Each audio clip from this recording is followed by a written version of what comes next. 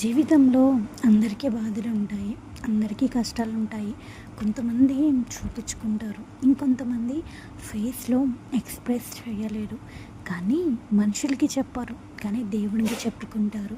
కానీ చాలామంది మనుషుల ప్రేమ పొందాలి, మనుషుల జాలి పొందాలి, మనుషుల సానుభూతి పొందాలి అని ప్రతీది వాళ్ళకి కలిగిన ఫీలింగ్ అంతా, వాళ్ళకి వచ్చిన కష్టం, బాధ, ప్రతిదీ కూడా మనుషులకి చెప్పి వాళ్ళ బాధల్ని పంచుకుంటూ ఉంటారు.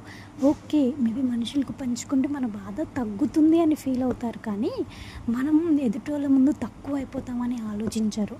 వాళ్ళు మన ముందు సానుభూతి చూపించిన మన వెనకాల చాలా ఇదిగా మాట్లాడతారు. కానీ నువ్వు మనుషులకి ఇచ్చే సమయాన్ని దేవుడికి ఇచ్చి చూడు. దేవా, నాకున్న సమస్య ఇది, నాకున్న బాధ ఇది, నాకు వచ్చిన కష్టం ఇది అని దేవుడికి చెప్పి దేవుడి ముందు కన్నీరు కార్చి చూడు. ఆ సమస్య నిన్ను భయపడి పారిపోయేలా దేవుడు చేస్తాడు.